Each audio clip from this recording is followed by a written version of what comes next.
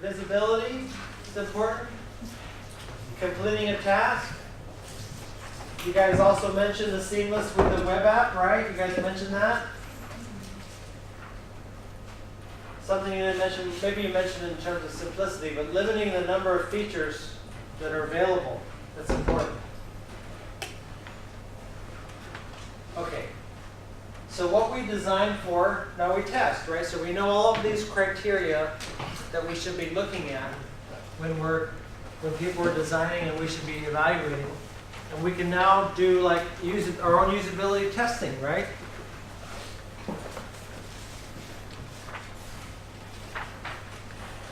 So this is what we talked about already. We talked about colors, placement of buttons, things like that.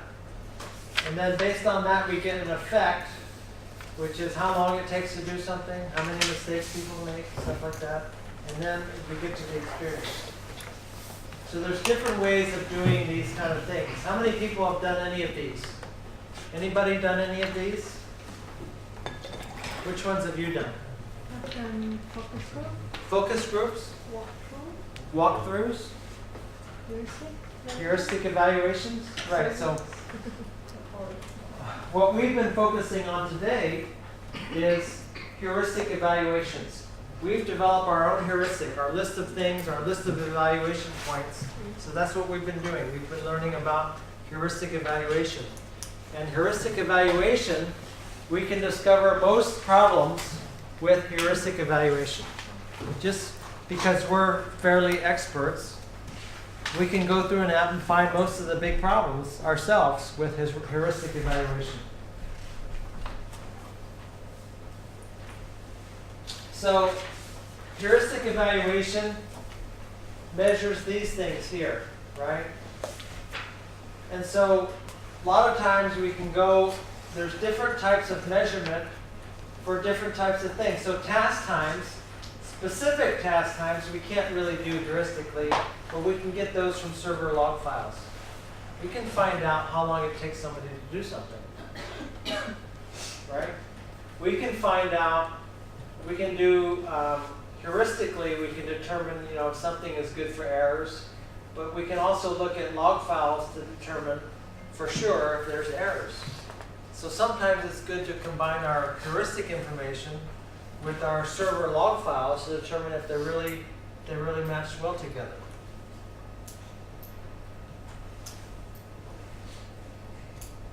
One thing we can also see is how often does a person access help in our application. So we can find that out from server files, right? So what do you think would be, that's definitely a problem that we would want to look at if we see that our help files are being accessed all the time, and where they're accessing the help files from.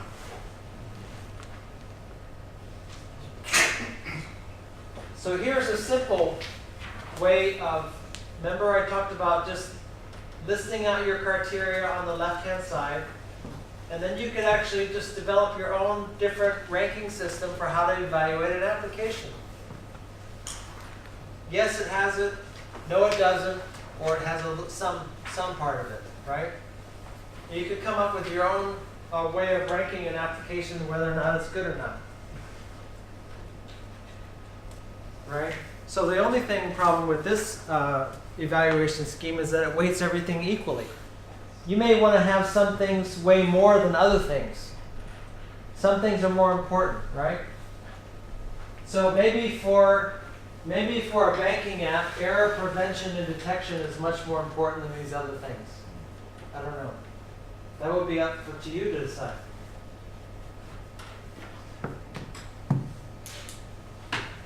So I'm hoping that, that from these exercises, you have a list of things that you think are important, and you can go through an app and now evaluate it, at least from a heuristic point of view.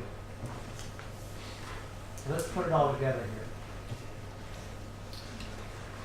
So we have our design, we have our in-use, efficiency and things like that, right?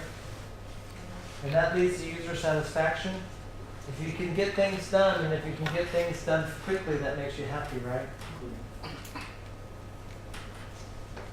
Let's see here. And we're not going to do this. We kind of did this already. List of attributes. Attribute are those criteria that we just had. So you notice here it says prioritize, weight them according to your domain and context. So, like I said, sometimes things are going to be more important for a banking app than for shopping application than for social application, right? Maybe mistakes are not so important for social application as they are for banking application.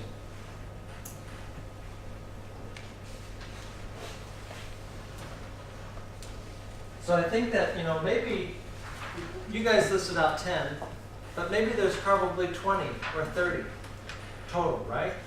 And so depending on the application that you're evaluating, you pick out the ones that you think are important for you to evaluate that thing. That's what this exercise is about.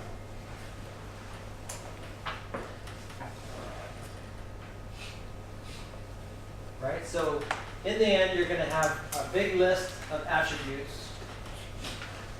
And you're going to see where you apply them on what task, and you're going to evaluate it.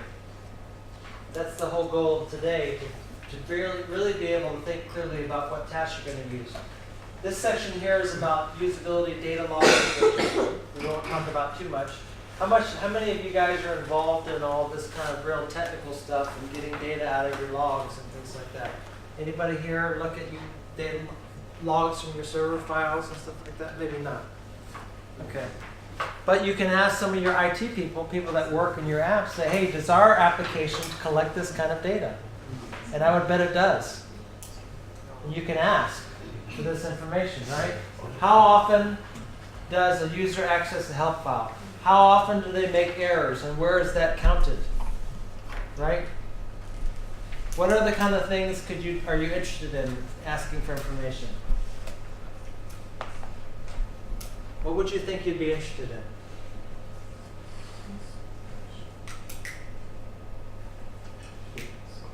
What's that?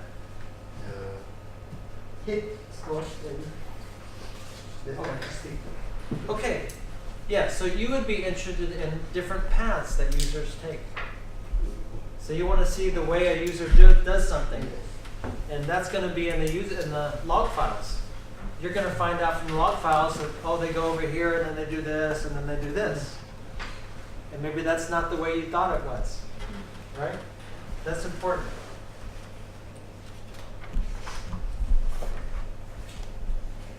So we've done this today.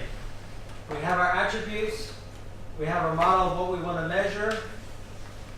And then maybe some things turn out to be not so important, and then we start collecting information. Satisfaction surveys. A lot of people think satisfaction surveys are no good. But they are good in terms of relativity. So you cannot compare a 4.1 for one app to a 4.1 to another app, right? But going from one version to the next of the same application is useful.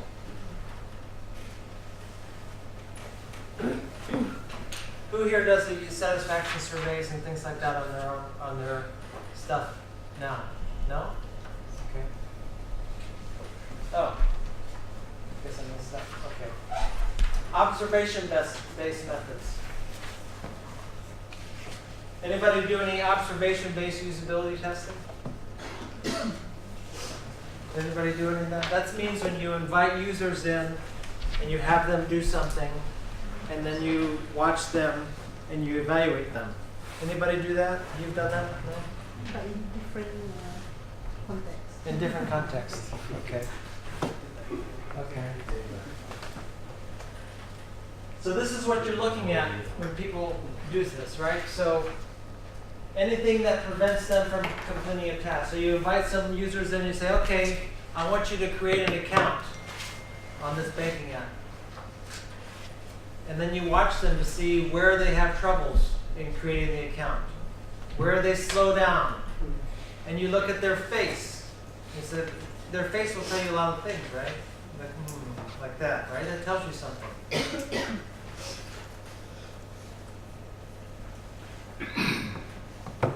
And I'd like to encourage you to set up your own usability lab.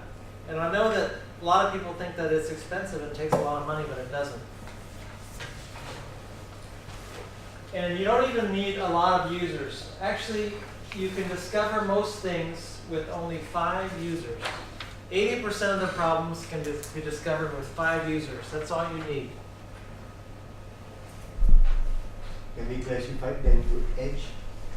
What's that? Can we classify the user according to their age? Yeah, you can. Actually, yeah, so you want a group of users that are going to be like the ones that are going to be using your stuff. So if I was to choose 5 users, I wouldn't choose 5 users from all over the place that are much, much different than the guys, people are going to be using my thing, right? So I wouldn't choose, if I had a banking app, I wouldn't have a kid come in and use my app, right? Right? Just as an extreme. Depends on the apps. Yeah, right. So let's set up a simple test environment.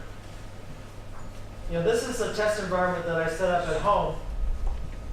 And what I have is, I have an external monitor here, and I have this connected to a laptop here. And then I have a user doing stuff, and that mirrors onto this, that connects remotely onto this laptop. The laptop has a camera up here, and it's filming this person here doing the stuff. And I'm sitting over here remotely watching them do their stuff. Okay? So let me see here. I want to show you. So this is for an Apple machine, but actually you can buy this for Android. Who has an Android phone here? Anybody have an Android? Who has an Apple phone? Oh, most of you have Apple phones. Okay. Interesting. Okay. So they have what is it? ScreenFlow is a program that will record a person's face, what they're doing, on your laptop. So what you do is you get, there's many other screen recording apps, you get this application very, very cheap, $100 or less, maybe 50, sometimes free, and you want to record the person's face. You give them a task, you give them a task on paper, it says, you know, do this, maybe play this game or create an account or whatever. You have them do this thing, and you're recording their face. You're also recording their phone. So I'll show you that. Let's see here. So this is just for this program called Reflector. But you can see that, where is it? Here's me, see? So I'm recording my face, so whatever I'm doing on my phone, it's showing, right? And I'm also showing the phone too. So I'm going to be recording the phone and my face all on one screen. So you can see exactly what a user is doing, and it's very, very inexpensive. A few $100s. Just for the monitor is a few $100s. If you don't want an extra monitor, you don't have to have that. Right? Unfortunately, I couldn't set it up here because I'm using this this other computer. So here's our conclusion on measurement. I think that you guys now have the equipment and the tools to go measure an app, right? Did you guys feel like you learned that a little bit? Okay, good. So this is just a picture of the models that we have already. So we have these things already, right? What would be a characteristic here? One characteristic here would be, for instance, error prevention. Maybe a characteristic here would be, what? Color contrast. Maybe a characteristic here would be something else. What would be another one? What's that? Typing input. And underneath typing input, maybe you might have some other things as sub-characteristics of typing input, right? Like defaults. Like ease of removing defaults, right? So you have a characteristic and you have sub-characteristics, and that's your model for usability for your app. Yeah, see, I actually filled some of these in, right? Control stability would be the location of the controls, right? Simpleness might be button visibility. Under the controls, maybe I think about position of the controls as being important, right? Button visibility, maybe I have a number of buttons. I want to minimize the number of buttons to make it less confusing for people. Color usage, right? I want to have good contrast.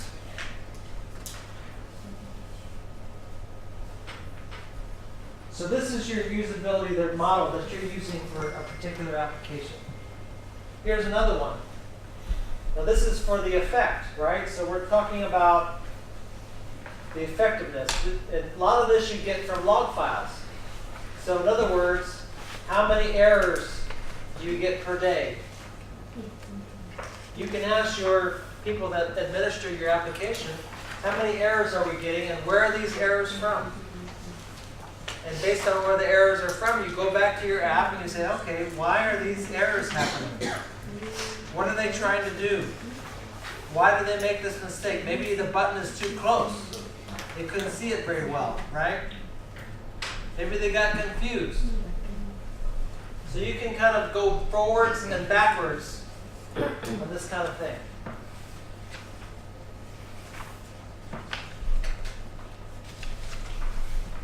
Okay. Now, how would we measure learnability from what we're doing here? From what we've learned so far today, how would we measure learnability? Errors? Okay, that's one. So one way we could measure learnability is we would take a user and we would see, okay, the first month, how many errors did they make? The second month, how many errors did they make? We could actually measure errors in terms of learnability. That'd be one way of measuring learnability. That's a good one. So errors are a good way. What else is a good way to measure learnability? Time to complete something, right? We mentioned that earlier before. So you can get that from log files too. So you can ask your people that are in charge of that, the developers, let's put in some flags to see when they start a task and when they finish a task, and when we can discover how long it takes them, right? So you say, okay, this user, when they first became a user, they took 1 minute and 30 seconds to finish this. Now, 1 year later, how long does it take them to do this, right?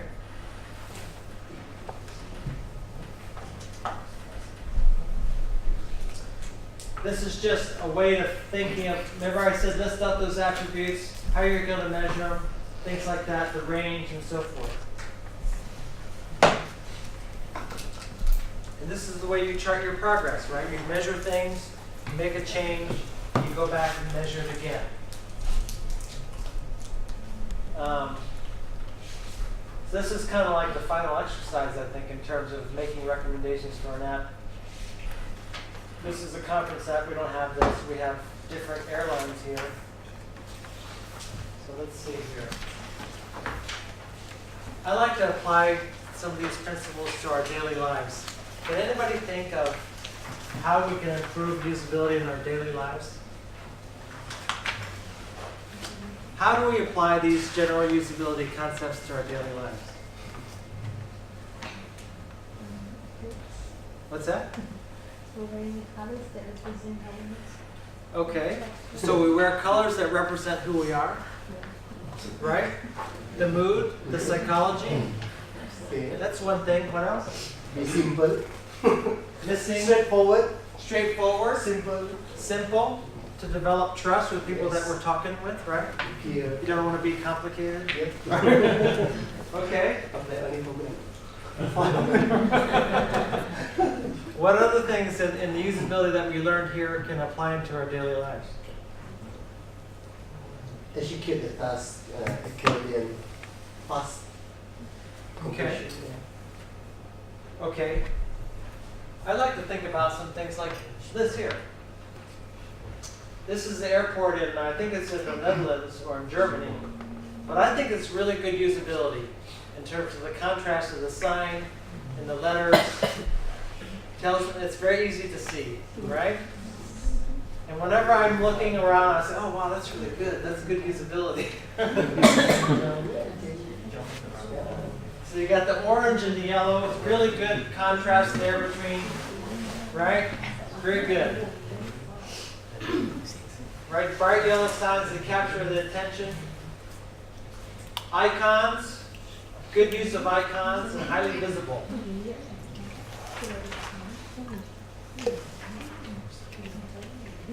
Yeah, see, here's something here. Oh, look at that. I always carry my money in my left pocket. This is the consistency, right? Consistency of position, just like buttons on the machine thing. You always want to, I do this because I always know where my money is, right there, on my left side. So you guys do that in your own lives too, you just don't realize it. It's terrible because, oh, where's my keys? Oh, right? That's terrible.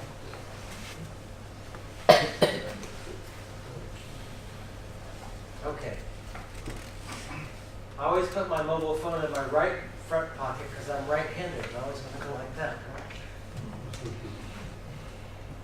Here's an example of the smartwatches and how you can actually change the usability of your smartwatch. So here's an example here. Here's the smartwatch, and you have different faces. And I was looking at this to myself, and I was thinking, how can I improve this usability? Because it's too confusing. So I thought about different scenarios. What are my user tasks that I'm trying to do, right? And so one of my tasks was, how fast am I going, and how does that compare with before? So I went through and listed out my top 5 tasks, and then I went through and designed my screens according to my tasks. So I applied the stuff that we learned today for my watch. So I said, okay, I want to know the overall status during the ride and at the end of the ride. That's my task. I want an updated information. So I changed all these things to be exactly that, to quickly show me what I have. Another one, what I call cadence. Does anybody know what a cadence is? Like how fast you're pedaling. That's a cadence. So that's very important for a cyclist. And so when I was doing that, I said, okay, what I want to see when I'm doing a cadence practice, right? I want to look at the current cadence. I want to know how that's affecting my heart. I want to know how fast I'm going. So it's important to think through scenarios of what your user's doing. That's the whole point. And I myself was a user. Same thing with power. You know, I want to measure my power. And I want to measure my heart rate. What is the exact scenario that I'm trying to optimize for? Here's another one. I'm climbing a hill. I want to know exactly how far, how high I'm climbing, how fast, things like that. Right? So only through measurement could I get any better. If I can't see the information, I can't get any better, right? Okay.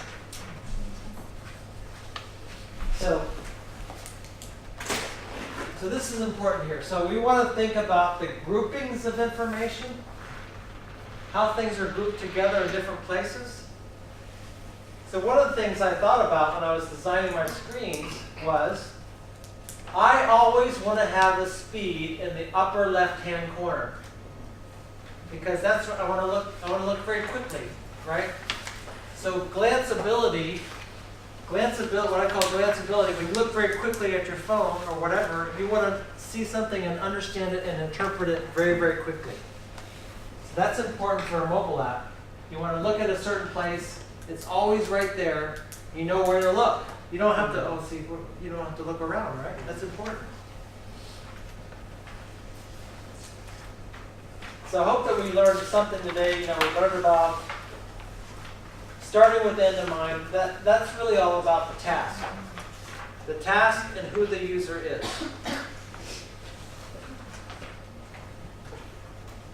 Let's see where we are here. I think we're almost done. Okay. Here's what we've covered today. So I hope you got this today. Really understanding the users, who they are. I hope you got this today. Some basic usability principles, colors, buttons, typing, menus, things like that. I hope you got this today, that the best design is not always the best. So that was talking about the menu being at the bottom, even though you may want to put it someplace else. This is what people are used to, right? And I hope you got this today in terms of really thinking about developing a relationship and trust with your users.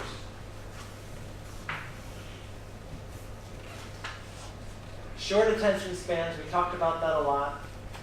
We talked about being simple, very, very important. Avoiding ambiguity. We talked about learnability.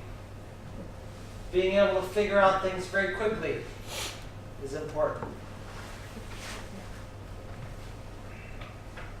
We talked about the mobile app versus the web app and differentiating what people can do on each platform. We talked about tasks, thinking very carefully about, so what goes into these blanks here?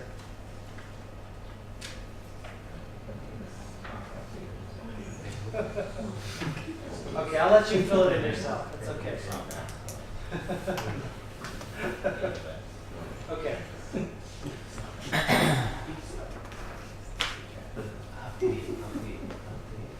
So the key here is don't mobilize everything. Think very carefully what you're going to mobilize. And then we do this. We use our heuristics and go back and evaluate it, right? Because our criteria, we have our criteria. We release it. We collect logs to try to understand it. And then we go back and make changes, right? The whole goal is to improve. So I hope that you're able to tie a lot of this together today. It's all really related because all of these things are providing data. And it's all really, all of these IoT devices that people are talking about, they're all connected to our mobile phone usually. All these watches, garage doors, all these doors, everybody have an electronic door where they're connected with their phone now. Everything's on the phone. So I think that's it for today. Let's see. Here's something that's really interesting. You know, it's really cool that the mobile phone is really collecting all this information. And so it's our jobs to really make things usable and easier for people to use and integrate things together.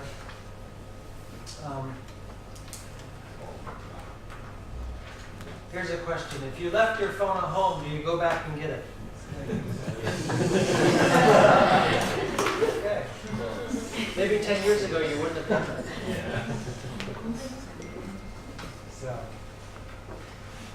that's about it, I think, for today. You know, I think here's an interesting one. Here's content.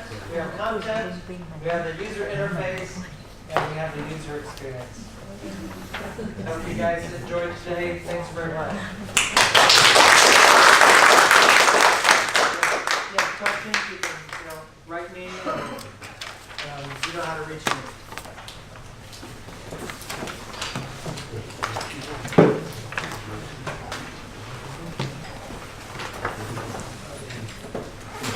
You can leave now. It's okay.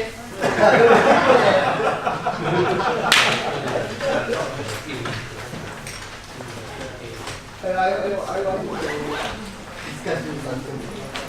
How can we convince the public to use it instead of the website? Because some of them are very similar to use, like me. I really have to open my browser and do the normal We want one. to give them an app that has easier or different or better functionality. The number is, right? And then you would compare against that. So we're 200% more defects than the baseline. To me, if I'm a manager, I think, whoa, that's pretty serious. I better not release. Make sense, everyone? Okay, we keep going. Right? Okay, here's an important one. This assumes that your test coverage and your methods and accuracy do not fluctuate. So what does that mean? That means you did the same type of testing as you did before. You did put in the same amount of time for testing. Because if you don't, then you're of course going to find less defects. Here's another one. Defect density per module or defects count per module. This is an important one, right? We're classifying the defects per module where the defects happen. That's also very important, right? That helps us to determine what areas, because many people have talked about defect clustering in some previous talks. And so defect clustering is really important because where they tend to congregate together, right? So we want to measure that. Defect density in a module. So you may have defect density in reporting. You may have defect density in data entry. You may have defect density in different areas of your software, right? Maybe you have defect density in roles and permissions.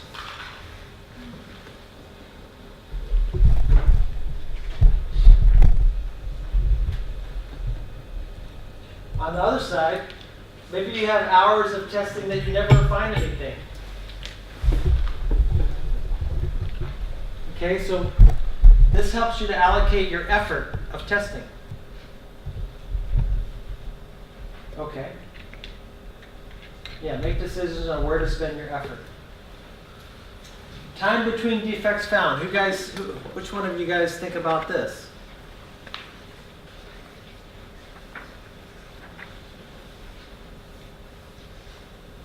This is more something that developers look at rather than testers.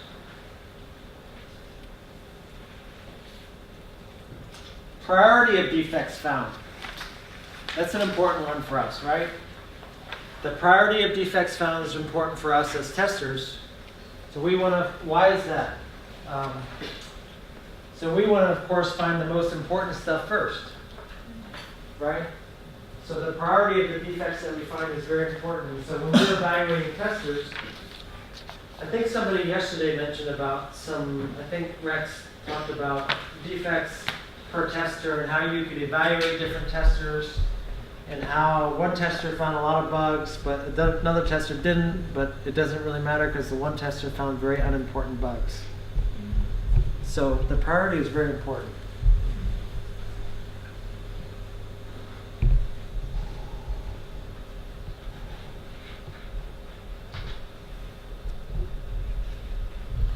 Time between priority 1 defects. That's also very important. So when you start testing a product, if the number of priority 1 defects is coming in very, very quickly, then you say, oh, geez, we have a big problem. That means actually you could use that as a smoke test and say, stop, no more testing. We can't test this. Right? Time to perform your tests. Why would this be important?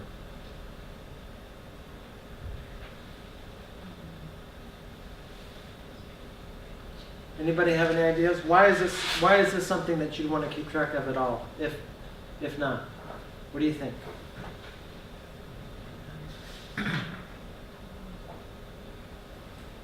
Okay, I'm going to start calling on people. Because the experience level is different, so the time of them having the test will be different. That's a good point. So you have different levels of testers with different experience. And so this is going to make a big difference in what? Your plan versus actual in terms of your effort that you're going to have to put in. So you have different types of team composition. You have to think about that when you're planning your test effort. Right? What else can you think about?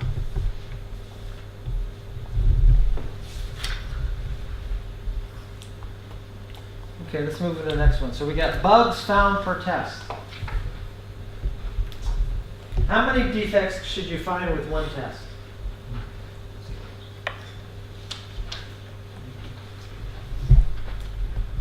Any test should really only find one defect. Any test case should find one defect, right? So your defects found per test is really a big number of all of your tests on the bottom and your defects on the top, on the numerator, right? So this tells you the effectiveness of your testing.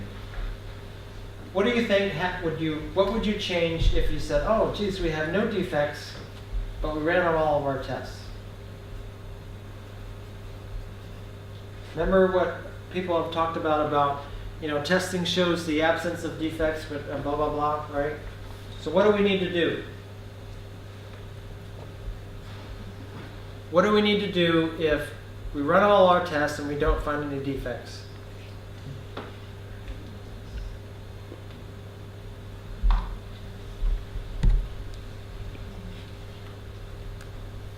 What do you think? You need to review all the test cases, maybe we have missed just one which. Okay, good. So there's something called defect density, right? We talked about defect density per module, right? So defects tend to cluster. The other thing is that we also have test case density. So a lot of times we have a lot more test cases in this one area and not enough in other areas. So it's important to think about that. So Carol, in the first keynote, she talked about function points, right? And she also talked about the allocation of, I don't know if she called it test cases or not, but she divided up input, output, queries, and some other functions in a pie chart. And she said, well, you know, if you have a lot of test cases in this area and not enough in this area, you know that there's something wrong, right? So you should be looking at each of the functional areas in your software, not only how many defects are there, but how many test cases are there. Because different people over time in your organization develop these test cases, right? And you don't know the standard and the level of granularity that they develop these test cases. Because maybe 10 people over time have developed them, right? So it's important to think about your test case density, your test case granularity per functional module. This will really help you to think about, okay, you know, there's 500 tests for this area, there's 200 tests for this area, but this area here is much more complicated. I better start working on that. Okay, this one here is a very common. This is a very common metric, right? Defect removal efficiency. Do you guys, any of you guys use this metric? Very, very common metric, and this means the amount of defects that you find and get rid of versus the ones that are in production, right? And the common standard, you know, for high quality software, that organizations that build high quality software would be about 90%. So the goal should be that if there are if you find 100 defects, what would that mean? Or if you find 90 defects, that means only 9 defects should get out. I think you said that you measured this kind of thing, didn't you? Yeah. How many other people measure DRE? This is a really important one. This measures the effectiveness of your testing, right? You find defects in-house and you have some that get out. It's important to measure the ratio of those. Does that make sense to everyone? Because you were saying you can predict the amount of defects that are out there in the field. How can you predict them? I found 95 defects in this round of testing. We're releasing the software. Based on history, I know that there's probably 6 defects left in the software because I know that from past history, past releases, that I'm going to be missing some, right? So our goal would be to try to get better and better each time. And of course, reduce the priority of those escape defects. So it's an indicator of filtering ability of our quality control and activity, right? We want to find the defects before they are passed to the next stage. Okay. So here's some user-oriented metrics. You guys have mentioned customer satisfaction. How would you measure customer satisfaction? So, let's see, I covered this already. Right? So if you were to draw something like customer satisfaction,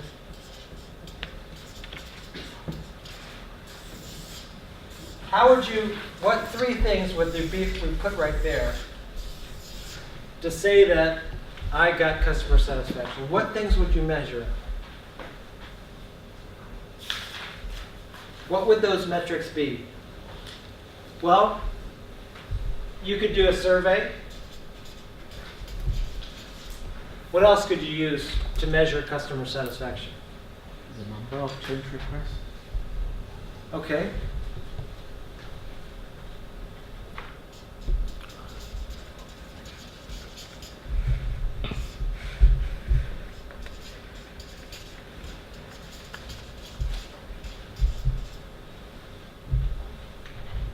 What else? So a lot of people talk about customer satisfaction, but not many people talk about how are we going to measure? How do we know we're getting better, right? So let's think about that very carefully, because a lot of you guys have talked about customer satisfaction. So how are we going to increase the satisfaction of the customer? What kinds of things are we going to think about? What kinds of things are important to the customer? What do you think? I'm going to call on you. What do you think? The repeated customer. What's that? Repeated customer. Repeated customer. Repeat customer? So they come again to your products. Okay. Okay, so maybe if it was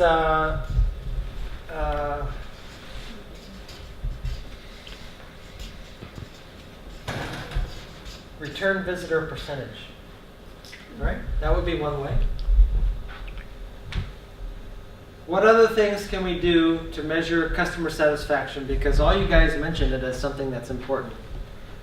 So let's try to put a handle on what kind of things go into it, right? What kind of things go into customer satisfaction?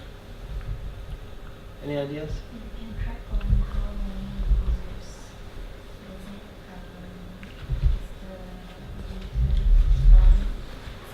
visit, Yeah, okay, that's a good one. So this is an important concept. So we have people that coming back.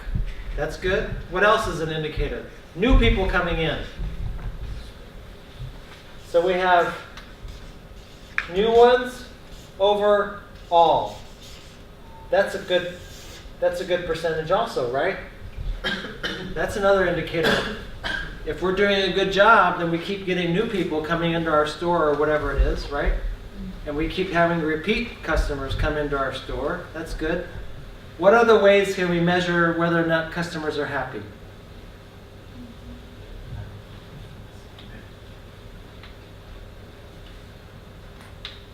Well, we talked about customer service.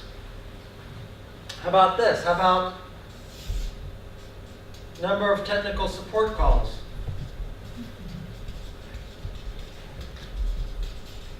Say per month. We want to have a time on it, right? That would indicate whether or not customers are happy if they're calling in and complaining about things, right? That's customer service. That's satisfaction. What about in our software? What kinds of things in our software as testers would lead to customer satisfaction? Well, the metric we just went over, actually DRE, the amount of defects in production, right? Divided by total number of defects. That would lead to customers being happy too, right? So all these things lead to customer satisfaction. So it's easy to think about, oh, we want more customer satisfaction. It's a little bit harder to think about what are these things that we can do about it, right? So I'd encourage you to go back to your own teams and think about that, because a lot of people talk about customer satisfaction, just like yesterday I said, a lot of people talk about trust, but not too many people think about what does it really mean? What can we do to make it happen, right? Okay. So.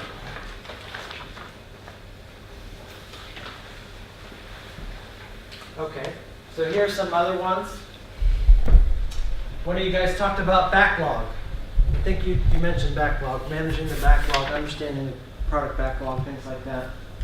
So maybe you want to think about the amount of, because defects go into backlog also. You want to think about the defects divided by the total backlog. Here's some other ones here, like sometimes you make bad fixes. So bad fixes, what would be the quality of your fixes, right? So that's another thing that you can measure.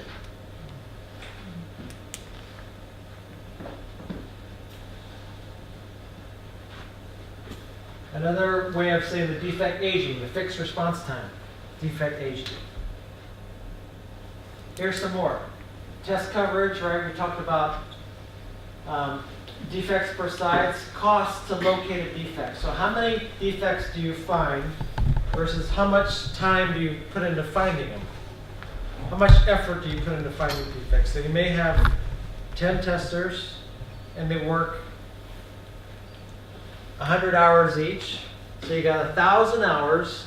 And how many defects did you find in 1,000 hours? Right? And so that's when some of you guys talked about money. I forget somebody who talked about money a lot. Maybe it was you talked about money, right? I think you talked about money. So that's when you think about money, right? So we got 1,000 hours, and we found maybe that 1,000 hours took us 10,000 ringgits, or 20,000 ringgits, or 100,000 ringgits. Each defect cost us this much money to find a defect.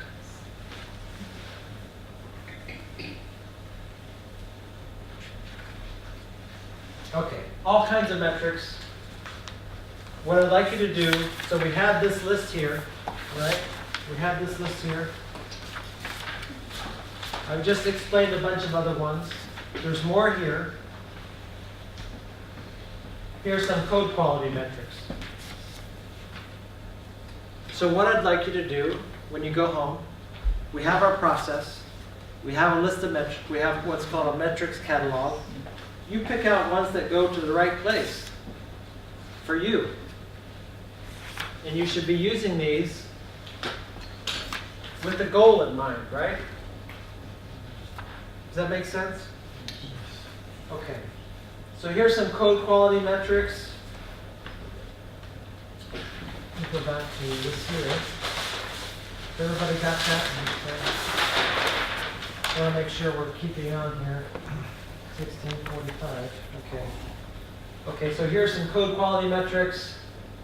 Even more metrics. Number of test cases, number of defects by severity, requirements, metrics on requirements. Like I said, develop a measurements and metrics catalog. Okay, so think about all these metrics that we've gone over today and develop your own catalog. Okay, so now let's move all this to Agile, okay? So we talked a lot about different metrics. We talked about quality. We talked about quality models. Let's think about Agile metrics now. And we have these goals, these overarching goals of being fast and being high quality, right? That's how people want to think about Agile. Let's see, I'm not going to go through this exercise.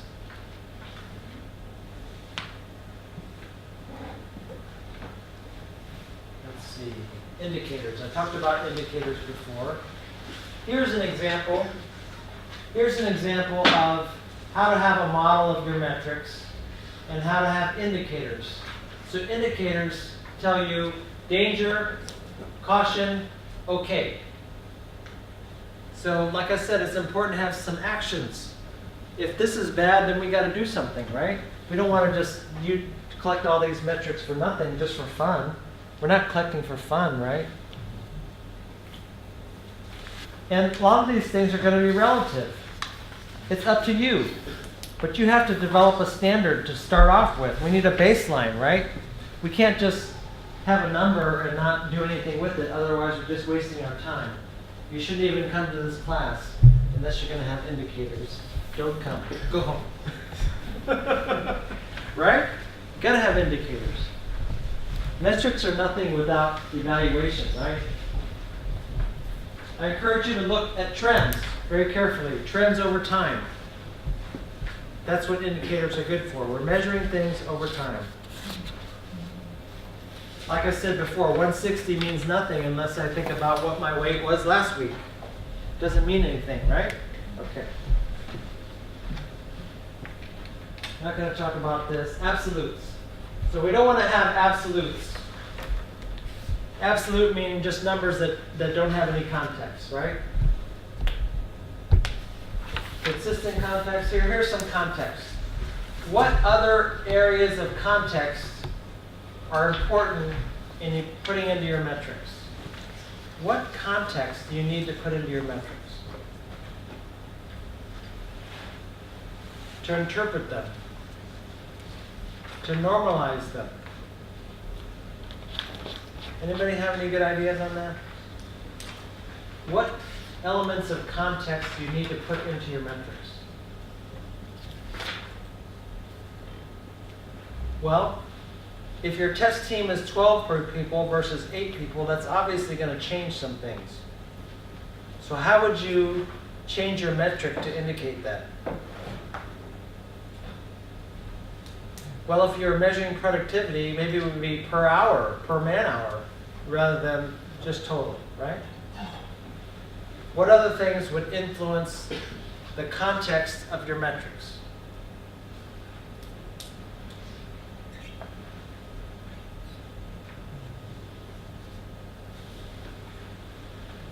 One of you guys mentioned new people versus experienced people.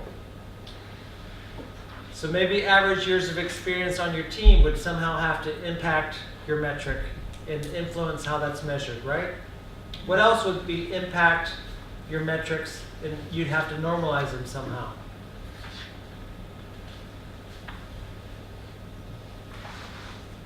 Well, when people measure velocity, what do you think impacts velocity?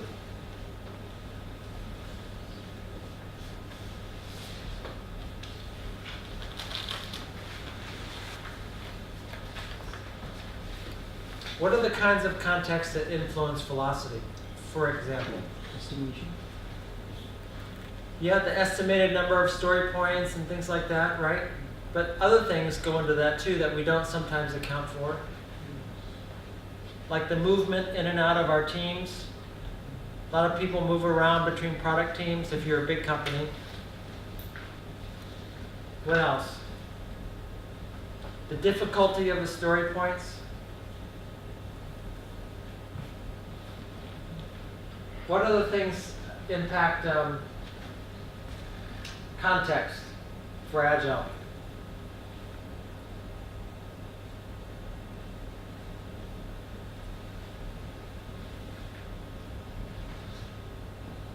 How about you, Peter? You're a developer. What impacts how fast you develop things or not?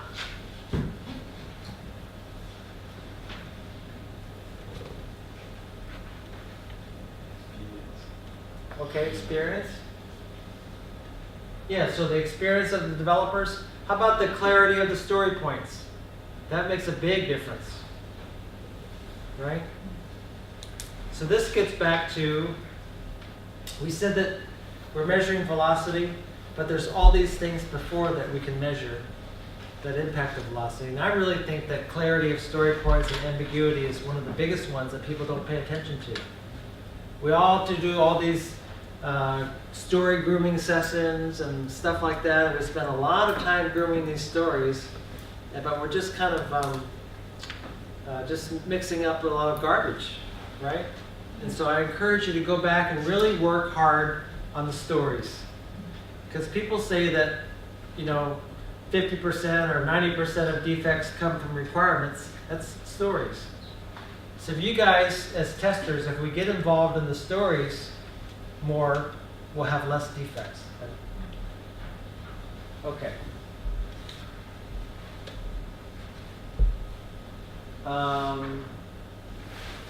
Okay, let's, we're not going to do this one. I think that we got this one here. Let's stop from past mistakes. Okay, I'll ask you a question. So have any of you guys thought of any mistakes that your organization has had in using metrics? What mistakes has your company made in using metrics? Do you have bad experiences in using metrics in your company? A lot of people have, so I'm inviting you to share why are companies sometimes afraid of metrics? Or why are people afraid of metrics? Avoid the comparisons we made I think also because of not taking into account the context that you mentioned. Yeah, right. So people are afraid they're going to be judged incorrectly. So that's why it's important to bring up these contextual factors and these things that need to be normalized. You cannot compare our team today than it was last month because we have 2 less guys, or our people are a lot less experienced. You have to bring these things up in the interpretation of the metrics. What other things can metrics be used in a bad way?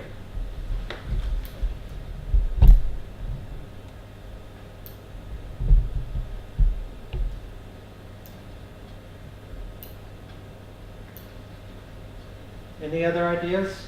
You must have ideas. You like to talk about money. Okay, basically we don't really have a real testing environment. So what we have in government sector, we do have this user acceptance test, and we write down test script on our own. Basically, if it's working, then it's just like, let's go ahead. That's all. Okay. So you don't really use any of this. Yeah. Okay.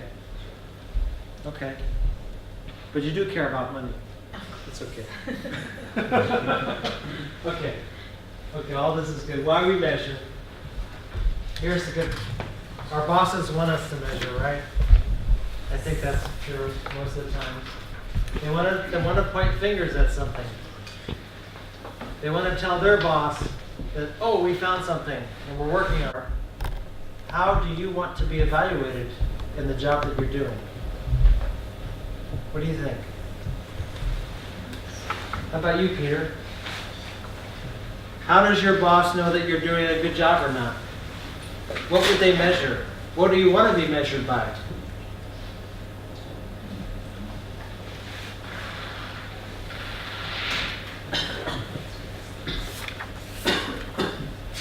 How about you? What would you want to be measured by? User? Figures. User Numbers. figures. Use figures. Use figures, like what? Numbers. Numbers of what? Come on, we learned all about metrics here. Performance. Performance? Performance of what? What's my next question?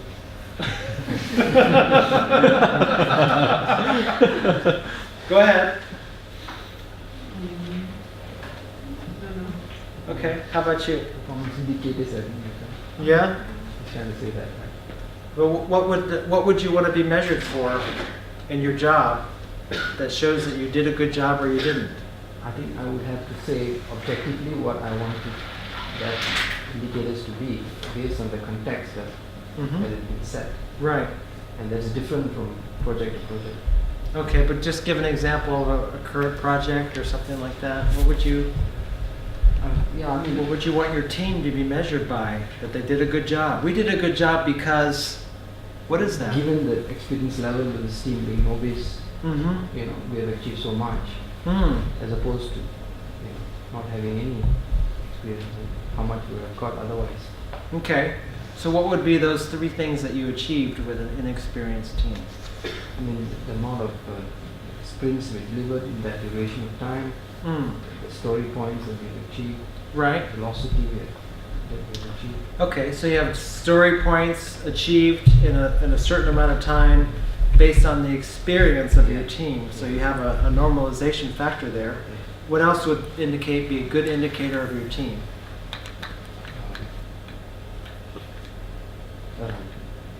Releases that we have had and the feedbacks that we got from our stakeholders, Mm-hmm. the level of complaint. Level of complaints. Okay, so number of user complaints or stakeholder complaints, right? Anybody else? Now that he's gotten the ball rolling? Positive feedbacks from the stakeholders. Okay, positive feedback from the stakeholders? We don't do individual measurement, we do team measurement. Okay, good. And what kinds of team measurements would you have? Qualities of the products itself, how is the functional teams that able to achieve the milestones, and also the customer satisfaction, etc. Okay, good. All right. Okay. So the problem it talked about was that you told your boss that there's 20 defects and they still wanted to release the software, right? They still want to release the software. So the question is, how can we deliver information so that it can be consumed easily, so that it can be understood to make decisions and do something, okay? So for us, as testers, we think about defects, right? You said, oh, there's so many defects in this release, it's bad. But they don't hear that. People don't hear that, right? We talk about, oh, we executed so many test cases, we have defects coming out. This is what people think about, like her, who talk about money. Think about ROI, productivity, things like that. And so what we need to do is translate the numbers that we have into numbers that they can listen to. And I say that metrics is like dinner. It takes 2 to 3 hours to make it, 15 minutes to consume it or not consume it. So why do you think that people don't listen to us? Why don't people listen to us? Because they don't understand in their own world. And that's what we're going to talk about next. It's going to talk about, we'll do this little poll here. I'll ask this question. How many people collected metrics and then they quit? How many people have collected metrics?